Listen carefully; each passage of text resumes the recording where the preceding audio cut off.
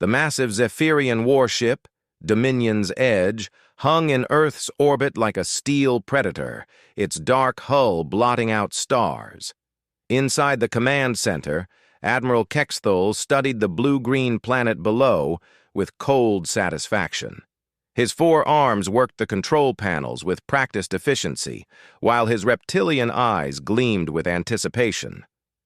"Such a primitive world," he hissed to his second-in-command, Captain Vexara. "Look at them down there, completely unaware of what's coming."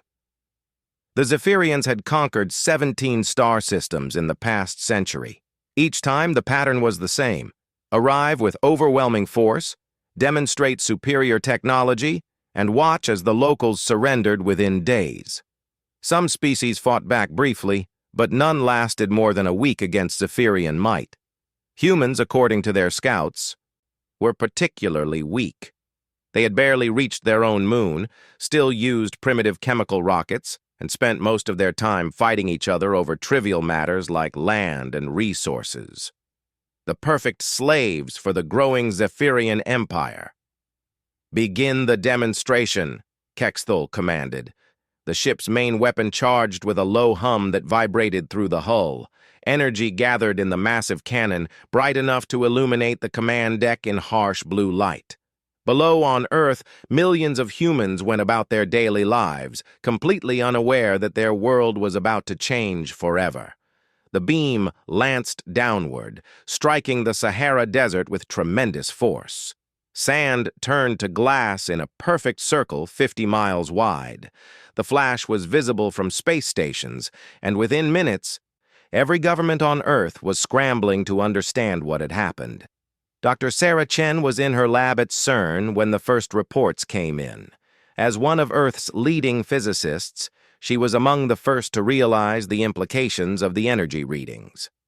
The amount of power required for such an attack was beyond anything humanity had ever imagined. They sought to enslave humanity.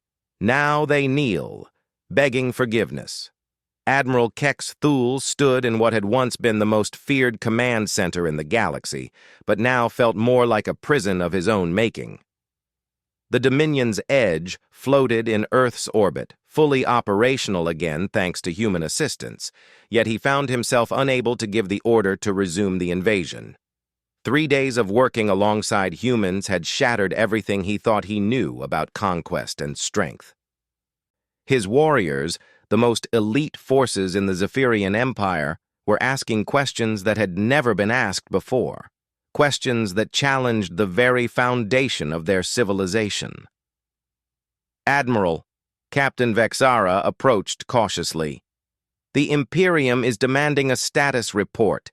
High Command wants to know why we haven't completed the subjugation of Earth."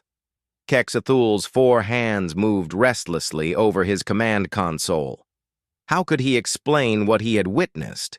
How could he tell the Imperium that their most successful invasion force had been not just defeated, but completely transformed by a species they had dismissed as primitive insects? "Tell them we're conducting extended reconnaissance," he replied finally. "I need more time to understand what we're dealing with here." Down on Earth, Dr. Sarah Chen was facing her own crisis of understanding. The quantum field disruptor had worked beyond her wildest expectations, but the real mystery was what happened afterward. Governments around the world were demanding that she find a way to replicate the effect permanently, to turn it into a weapon that could protect Earth from future threats.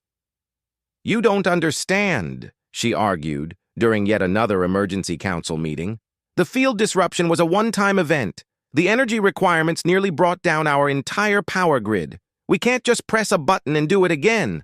General Hayes leaned forward. "Then what's stopping them from calling in reinforcements? Their fleet could return with 100 ships, 1,000 ships. We got lucky once, Dr. Chen. We may not get lucky again." But Sarah was thinking about something else entirely. During the repair efforts, she had worked directly with Zephyrian scientists. What she had learned changed everything she thought she knew about interstellar civilization. The Zephyrians weren't evil monsters bent on destruction. They were products of a system that had grown so large and so powerful that it had forgotten what it meant to have equals rather than subjects. For 1,000 years, they had encountered only species that were either too primitive to resist or too weak to matter. "We need to invite their leaders down to Earth," Sarah proposed. "Not for negotiations or surrender talks, but to show them something they've never seen before." President Martinez looked skeptical. "And what exactly would that be?"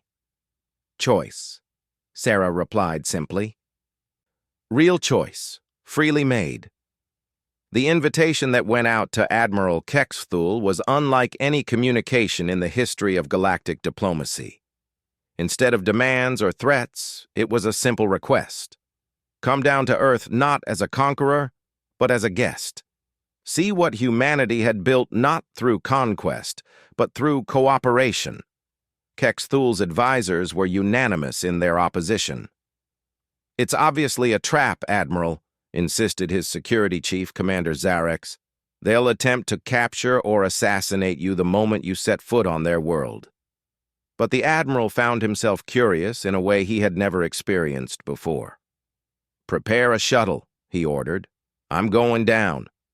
The landing site was Central Park in New York City, chosen specifically for its symbolism. As Kexthul's shuttle descended through Earth's atmosphere, he saw something that confounded every assumption about primitive species. Massive cities that stretched to the horizon, but with green spaces woven throughout like a tapestry. Architecture that reached toward the sky while leaving room for life to flourish. The reception committee was led by Dr. Chen, but it wasn't the military parade he expected. Instead, families had gathered with their children, scientists stood alongside artists and teachers, and the crowd was singing something the translation software identified as a welcome song. "This is your military leadership?" Kexthul asked as he stepped from his shuttle, his massive form towering over the humans, but somehow not feeling threatening in this context. "In a way," Dr. Chen replied with a smile, "but we believe our greatest strength has never been our weapons. It's our ability to include rather than conquer."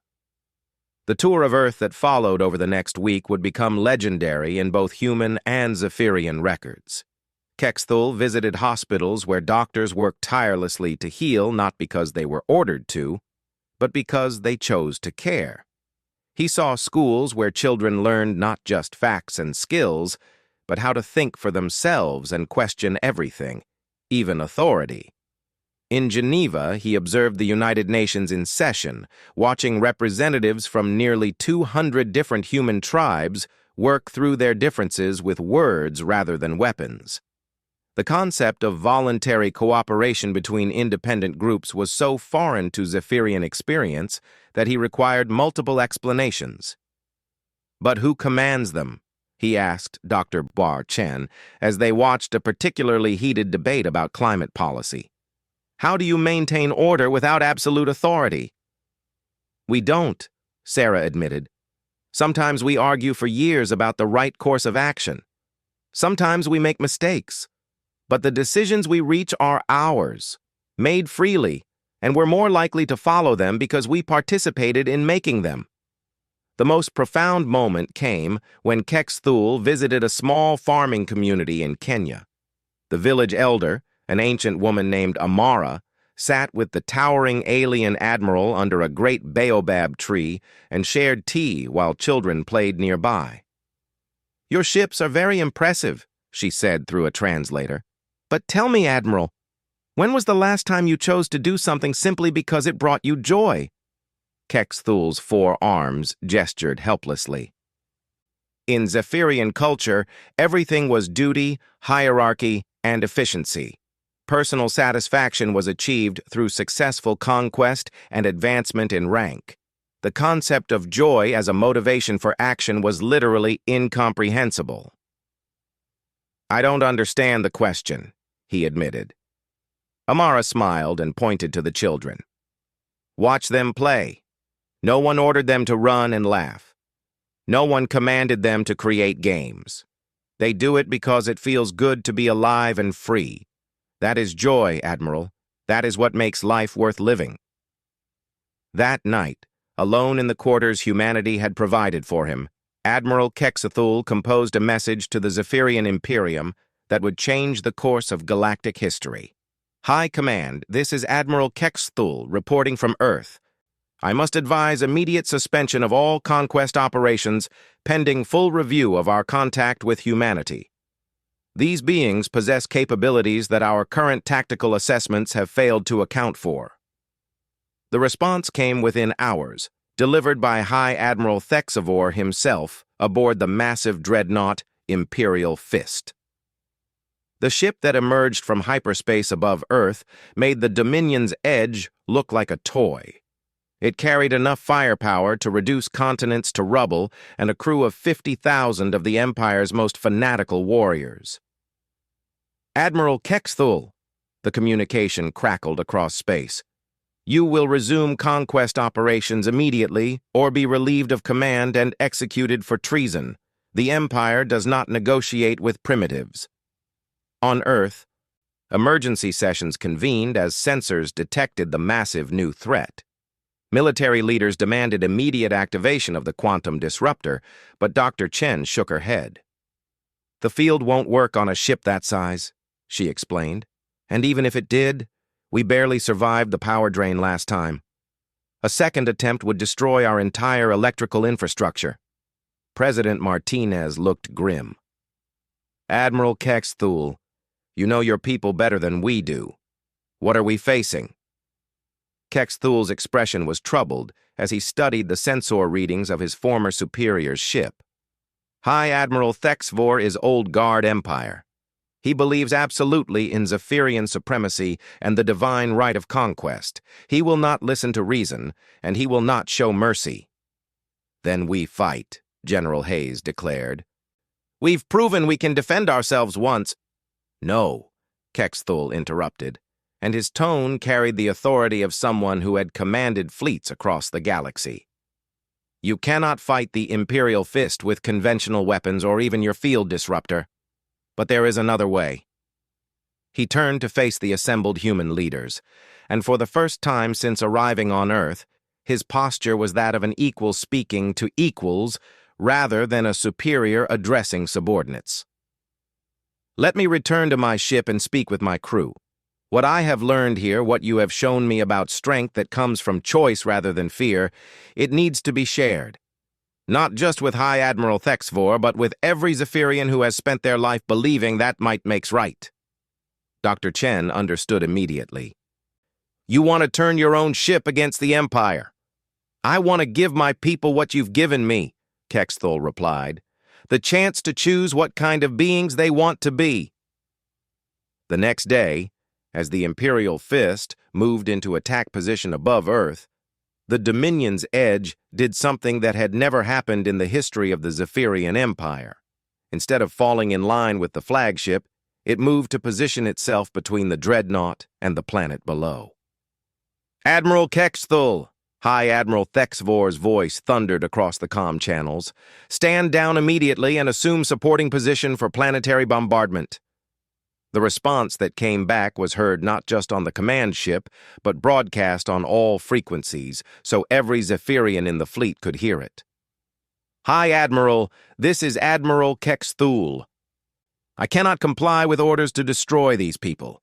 They have shown us something we have never seen before, a civilization built on cooperation rather than conquest, strength through unity rather than dominance.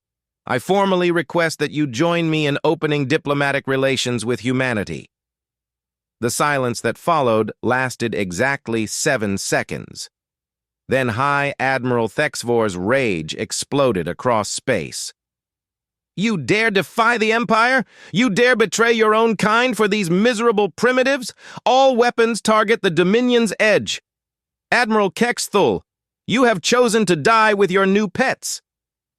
But something unexpected happened as the Imperial Fist charged its weapons.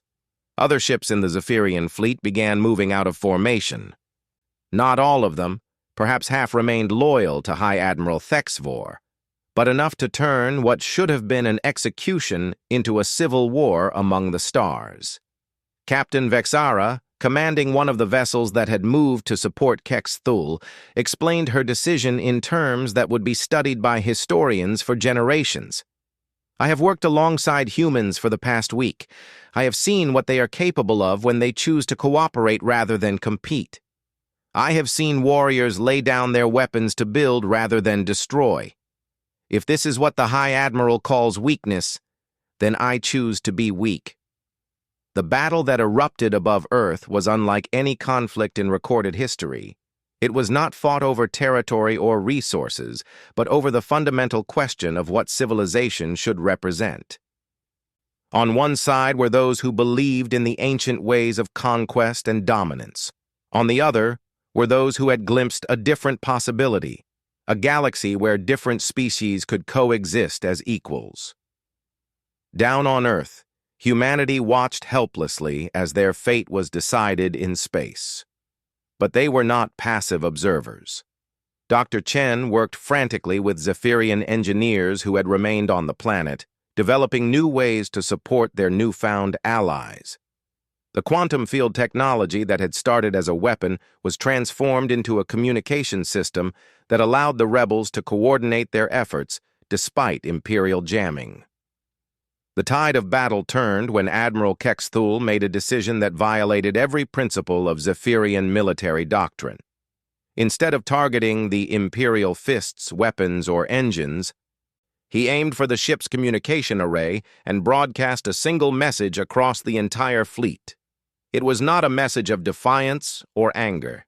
It was a simple recording of children playing in that Kenyan village, of Dr. Chen working alongside Zephyrian scientists, of the moment when an elderly woman named Amara had asked a question that changed everything.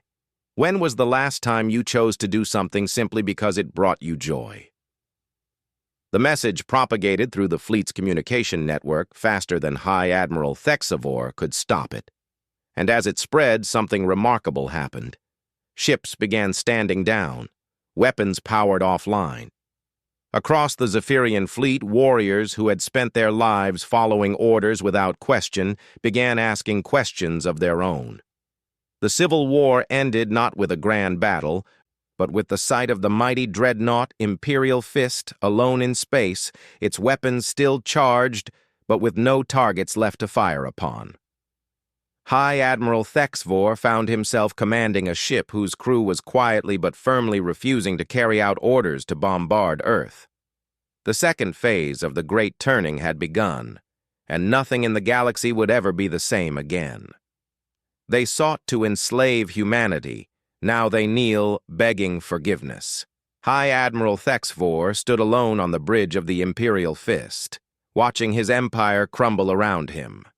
Through the massive viewports, he could see Zephyrian warships that had served the Empire for centuries now flying in formation with human vessels. His own crew, warriors he had trained personally, looked at him with expressions he had never seen before. Not fear or hatred, but something worse. Disappointment. "Sir," his communications officer reported quietly, "we're receiving requests for surrender terms from 17 star systems. The rebellion is spreading faster than our reinforcements can contain it." Thexavor's scaled fists clenched as he watched Admiral Kex-Thul's ship escort a human delegation toward the Imperial Fist. The sight filled him with rage that burned like acid in his chest. Everything the Zephyrian Empire had built over 1,000 years was being torn apart by primitives who hadn't even mastered faster-than-light travel. "They're requesting permission to come aboard, sir," the communications officer continued. "The humans want to talk." "Talk?" Thexavor spat. "There is nothing to discuss with inferiors. Ready the suicide protocol. If the Empire must fall, we'll take these humans with us."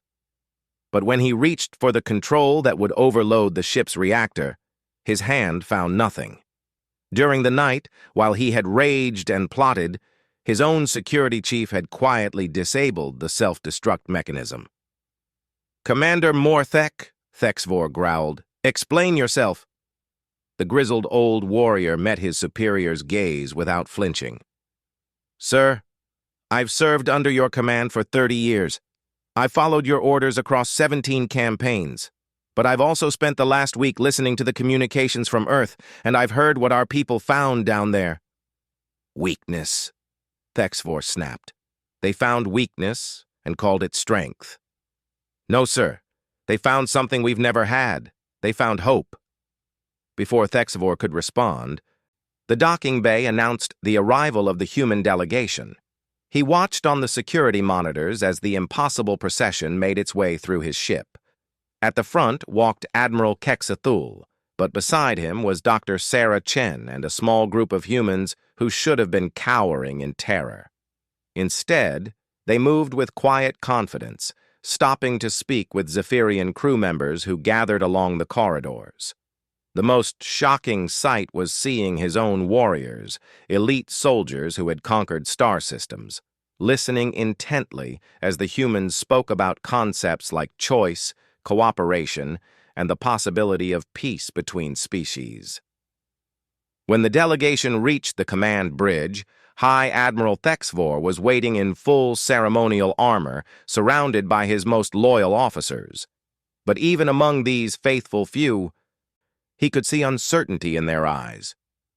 "So," he said, his voice carrying the authority of absolute command, "the primitives have come to dictate terms to their superiors." Dr. Chen stepped forward, and Thexvor was struck by the fact that she showed no fear. In all his years of conquest, he had never met a being from an inferior species who did not cower before Zephyrian might. "High Admiral," she said simply, "we've come to offer you a choice." Thexvor's laugh was harsh and grating. "You offer me choice? I am the supreme commander of the Zephyrian Empire. I take what I want and destroy what opposes me. What choice could primitives like you possibly offer to one such as me?" "The choice to be more than you are," Sarah replied. "The choice to lead your people to something greater than conquest." For the next hour, something unprecedented in galactic history took place on the bridge of the Imperial Fist. Instead of surrender negotiations or demands for capitulation, the humans simply told their story. They spoke of a species that had once been as warlike and divided as any in the galaxy, but had learned to find strength in diversity and unity in common purpose. Dr. Chen showed holographic displays of human achievements, not weapons or conquests, but art and music, scientific discoveries that benefited all of humanity, and acts of courage that involved saving lives rather than taking them. "This is what we could build together," she explained. "Not an empire based on fear and domination, but a community of worlds where different species contribute their unique strengths to solve problems none of us could handle alone." High Admiral Thexvor listened in growing frustration and confusion. Everything the humans described went against fundamental principles of Zephyrian civilization. Cooperation with inferiors was unthinkable. Voluntary association was inefficient. Peace was simply the absence of war, not a goal worth pursuing. But as he looked around his bridge, he saw something that chilled him to his core. His officers were listening, not just listening, but considering what the humans were saying. Some were even nodding in agreement. "You speak of cooperation," he said finally, "but you know nothing of the galaxy. There are species out there that would destroy you without hesitation if given the chance. The Nexari Hive, the Void Stalkers, the machine consciousness of Zerion Prime. They understand only strength and dominance. Your naive idealism would be the death of every world you claim to protect." Admiral Kexthul stepped forward at this point, and when he spoke, it was with the voice of someone who had been transformed by new understanding. "You're right, High Admiral. There are terrible threats in the galaxy. But consider this. For 1,000 years, the Zephyrian Empire has fought these threats alone. We've won battles but never achieved lasting victory because we've never tried to understand our enemies or find ways to address the root causes of conflict." He gestured to the humans. In 1 week, these people showed us cooperation so effective that it turned our own fleet against us. Not through trickery or superior weapons, but through ideas so powerful that they changed how we see ourselves and our purpose. Imagine, Kexthul continued, if instead of conquering 17 star systems, we had offered them partnership. Instead of slaves, we would have allies. Instead of subjugated worlds providing tribute, we would have willing partners contributing to our common defense. The argument that followed revealed the depth of the transformation taking place. High Admiral Thexavor represented the old way, 1,000 years of tradition that had brought the Zephyrian Empire to dominance over a significant portion of the galaxy. But his own officers, warriors he had trained and trusted, were beginning to question whether dominance was the same thing as security. The turning point came when Dr. Chen addressed a concern that had been growing in Thexvor's mind. "You're wondering what happens to you," she said gently. "In our system, when leaders make mistakes, they're held accountable. But accountability doesn't always mean punishment. Sometimes it means the opportunity to make things right." She showed him records from Earth's history, leaders who had made terrible decisions but had later worked to repair the damage they had caused. Stories of redemption and transformation that proved even those who had done great harm could choose to become forces for good. "The Zephyrian Empire has conquered 17 star systems," Sarah continued.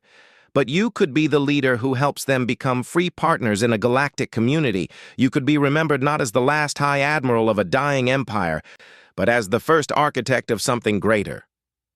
The silence on the bridge stretched for long minutes as Thexavor considered what he was hearing. Around him, his officers waited for his decision, but he could see in their faces that they had already made theirs. Finally, the old High Admiral did something that had never happened in recorded Zephyrian history.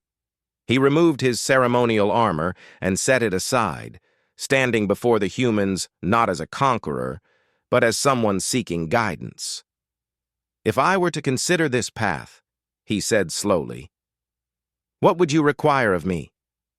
The answer surprised him with its simplicity. The humans didn't want tribute or submission. They wanted him to return to the 17 conquered star systems and offer their inhabitants a choice: remain part of a reformed Zephyrian republic as equal partners, or gain full independence with guarantees of protection against future threats. Over the following months, the transformation of Zephyrian civilization became a galactic phenomenon. The process was not easy or quick. Many worlds initially rejected Zephyrian offers of partnership, remembering too well the brutality of conquest. Some Zephyrian factions refused to accept the new order and had to be dealt with through force. But gradually, something remarkable emerged. The Kepler Mining Consortium, formerly enslaved miners from 3 star systems, became willing partners when offered fair compensation and modern safety equipment. The academic collective of Rigel 7, their scholars previously forced to work on weapons development, joined enthusiastically when invited to participate in pure research. Most dramatically, the warrior clans of Vega 9, who had been the Empire's most bitter enemies, became its strongest allies when offered the chance to redirect their martial skills toward defending rather than conquering. Dr. Sarah Chen found herself appointed as the first human ambassador to the new Zephyrian Republic, working from a space station that orbited the former imperial capital. The irony wasn't lost on her. Humanity had gone from being a target of conquest to being a senior partner in galactic civilization in less than a year. The most meaningful moment came during the formal ceremony establishing the new government. Instead of a coronation or installation of absolute rulers, it was a simple signing ceremony where representatives from dozens of worlds agreed to work together for their common benefit.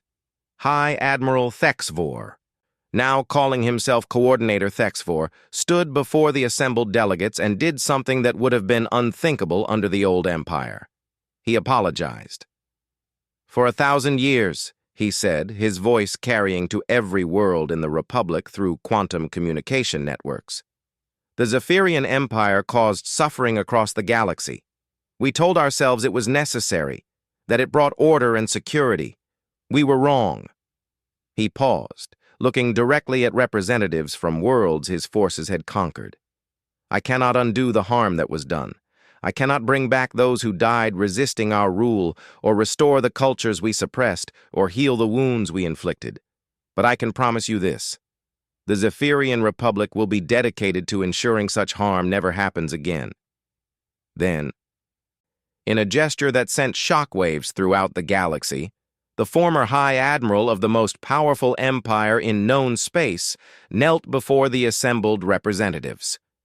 I beg your forgiveness, not because I deserve it, but because your forgiveness will allow us to build something better than what came before. One by one, the delegates approached the kneeling Zephyrian leader. Some offered formal forgiveness. Others simply acknowledged his words. A few walked past without acknowledgement, their wounds still too fresh for reconciliation. But when Amara, the elderly woman from Kenya who had first asked about joy, stepped forward and placed her weathered hand on Thexivor's scaled head in blessing, there wasn't a dry eye among the humans present. "Forgiveness isn't something you earn," she said softly. "It's something you choose to give when you're ready to help someone become better than they were." The ceremony concluded with the reading of the Republic Charter, a document that began with words no galactic government had ever used before. "We, the beings of diverse worlds and species, choose to unite not in conquest, but in cooperation, seeking not dominion, but partnership, building not an empire, but a community." As the delegates dispersed to carry word of the new order back to their worlds, Dr. Chen stood on the observation deck watching ships from dozens of different species working together to construct new space stations and research facilities. Admiral Kexthul joined her, now wearing the simple uniform of the Republic Defense Force, rather than the elaborate regalia of an Imperial officer. "Do you think it will work?" he asked. "This dream of cooperation across the galaxy?" Sarah smiled, remembering a conversation from months earlier. "A few days ago, a Zephyrian warrior asked me, when was the last time I chose to do something simply because it brought me joy? Today I watched former enemies choose to forgive and build something new together. If that's not joy, I don't know what is." In the months and years that followed, the transformation continued to spread. The Nexari hive, faced with offers of trade rather than threats of conquest, gradually opened diplomatic relations. The machine consciousness of Zerion Prime offered access to organic research in exchange for technological cooperation, became unexpected allies in solving energy crises across the galaxy. Even the Void Stalkers, the most feared predators in known space, eventually agreed to negotiate when presented with alternatives to constant warfare. The galaxy didn't become perfect overnight. There were still conflicts, still species that chose isolation or aggression, still problems that seemed impossible to solve. But for the first time in recorded history, there was hope that different species could work together to face whatever challenges the universe might offer. And at the center of it all, the small blue world called Earth continued to orbit its yellow star, its people proud of what they had accomplished not through conquest or domination, but through the simple revolutionary act of treating other beings as equals deserving of respect and cooperation. The species that had once been dismissed as primitive slaves had shown the galaxy what true strength looked like: the power to transform enemies into friends, fear into hope, and the endless cycle of conquest into the beginning of genuine peace. They had sought to enslave humanity, but instead learned what it meant to be free. "This isn't possible," she whispered, staring at the data streaming across her screens. "The energy signature suggests a focused antimatter beam of unprecedented scale." Her colleague, Dr. Marcus Webb, looked pale as he read the incoming communications. "Sarah, you need to see this. We're receiving a transmission on all frequencies simultaneously. It's not coming from Earth." The message was simple and terrifying. A holographic projection appeared in government buildings, military bases, and research facilities worldwide. The alien figure was tall and imposing, with scaled skin that shifted from deep green to black. When it spoke, its voice was translated into every human language simultaneously. Humans of Earth, I am Admiral Kexthul of the Zephyrian Empire. You have just witnessed a fraction of our power. Your weapons cannot harm us. Your technology is laughable compared to ours. You have exactly 72 hours to surrender unconditionally, or we will reduce your cities to ash and take what survivors remain as slaves. The message repeated 3 times before cutting off, leaving humanity stunned and terrified. In the Pentagon, General Patricia Hayes slammed her fist on the conference table. What do we know about their capabilities? Everything we can gather suggests they're telling the truth, replied Dr.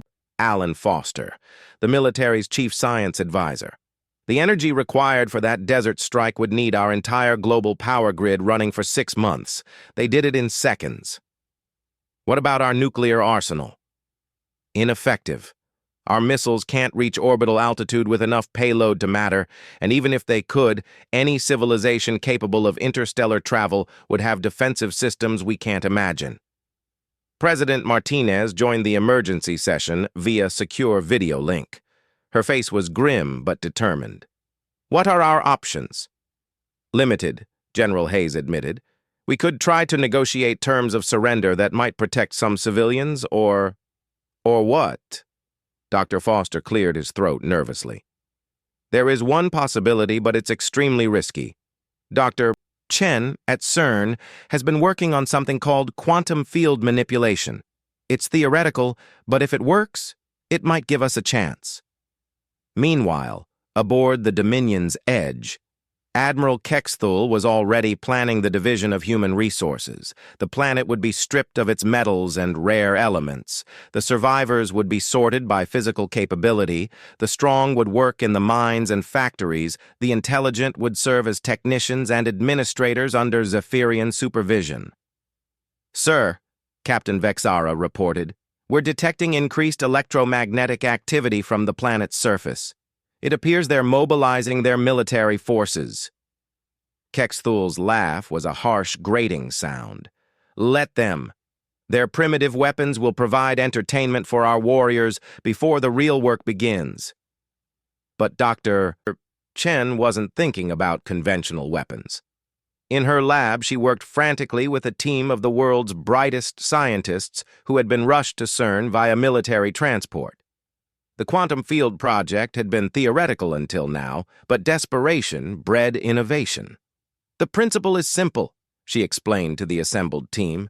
If we can create a localized quantum field disruption, we might be able to affect their ship's systems.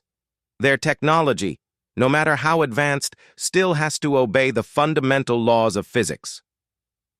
Dr. Webb frowned at the equations covering the massive whiteboards. But we'd need to channel the entire output of the Large Hadron Collider through a focused beam. The power requirements alone are exactly what we have, Sarah interrupted. We just need to modify every power grid on Earth to feed into a single focal point. It's never been done before. But then again, we've never faced extinction before. The next 48 hours saw the most intensive international cooperation in human history. Engineers worked around the clock to connect power grids across continents. Satellites were repositioned to create a targeting system. Military forces prepared for what many believed would be humanity's final battle. Admiral Kexthul watched these preparations with amusement. Look at them scurrying about like insects. When this is over, I'll keep some of their leaders alive just to watch them realize how futile their efforts were. As the deadline approached, something unexpected happened. The Zephyrian sensors detected an energy buildup on Earth's surface, unlike anything in their databases. It wasn't nuclear, wasn't chemical, and wasn't any form of conventional power generation they recognized. Admiral, the ship's science officer reported with concern, The energy readings from the planet are approaching dangerous levels. I recommend we move to a safer distance." Kex Thul dismissed the warning with a wave of his hand. "Impossible. These primitives lack the knowledge to threaten us. Continue preparations for invasion." In her lab, Dr. Chen made final adjustments to the targeting system. Through her headset, she could hear countdown reports from power stations around the world. Every nuclear reactor, every hydroelectric dam, every solar array and wind turbine on Earth was about to channel its output through the modified particle accelerator beneath her feet. "T-minus 60 seconds to field activation," announced the voice of General Hayes. "Dr. Chen, are you certain this will work?" Sarah looked at the massive displays showing the Zephyrian ship hanging motionless in orbit, seemingly invincible. "No, General, but it's the only chance we have." The countdown reached 0. Every light on Earth flickered as unimaginable amounts of energy flowed through the grid toward CERN. The particle accelerator, modified beyond all recognition, began to glow with an otherworldly light. Reality itself seemed to bend around the focusing array as quantum fields collapsed and reformed in patterns that had never existed in nature. The beam that erupted from Earth was invisible to the naked eye but unmistakable on every sensor within 1,000 light-years. It struck the Dominion's edge, not with destructive force, but with something far more devastating. It severed the ship's connection to the quantum fields that powered their technology. Admiral Kexathul felt his ship die around him. Artificial gravity failed, life support systems shut down, and the massive engines went silent. Emergency lighting cast everything in hellish red shadows as backup systems struggled to maintain basic functions. "Report!" he roared, his 4 arms scrambling to maintain balance in the zero gravity. "All primary systems offline, sir. The quantum field generators are completely dead. We're running on chemical batteries with maybe 6 hours of life support remaining." For the first time in his military career, Admiral Kexthul felt fear. The humans had done something impossible. They had found a way to neutralize technology that was thousands of years more advanced than their own. On Earth, celebration was brief. Dr. Chen knew they had only bought themselves time. "The effect will wear off," she announced to the Emergency Council. "Their systems will reboot eventually. We need to use this window to show them that humanity isn't as helpless as they thought." What happened next would be remembered in both human and Zephyrian history as the moment everything changed. Instead of pressing their momentary advantage with violence, humanity chose a different path. President Martinez addressed not just her own people, but transmitted directly to the disabled Zephyrian ship. "Admiral Kexthul, you came here believing we were primitive and helpless. You've learned otherwise. But we don't want to be your enemies. We want to show you what humanity truly represents, not through conquest, but through compassion." Within hours, human spacecraft launched toward the crippled alien vessel. Not warships, but rescue craft loaded with oxygen, food, and medical supplies. The same species the Zephyrians had come to enslave was now working desperately to keep them alive. Aboard the Dominion's Edge, Captain Vexera watched in bewilderment as human engineers worked alongside Zephyrian technicians to restore life support. "I don't understand, Admiral. They could let us die. Why are they helping us?" Admiral Kexathul had no answer. In all his campaigns across 17 star systems, he had never encountered anything like this. The humans had demonstrated they could defend themselves, but instead of seeking revenge, they were offering aid. As the first Zephyrian systems came back online, a human engineer named Tom Rodriguez worked side by side with a Zephyrian technician called Mordal. Despite the language barrier, they found ways to communicate through gestures and shared technical knowledge. "Your quantum field disruptor," Mordal managed in broken English. "It should not be possible with your technology level." Tom grinned. "That's what makes us human. We don't accept impossible as an answer." The repairs took 3 days. During that time, something unprecedented happened in the history of the Zephyrian Empire. For the first time, their warriors worked alongside their intended victims, not as masters and slaves, but as equals facing a common challenge. Admiral Quetzalcoatl found himself in the strange position of owing his life to the very people he had come to conquer. As he stood on his restored bridge, looking down at the blue world that had humbled his mighty fleet, he began to understand that the Zephyrian Empire had encountered something it had never faced before, a species that fought not just with weapons, but with ideals that could change hearts and minds. The first phase of what would become known as the Great Turning had begun.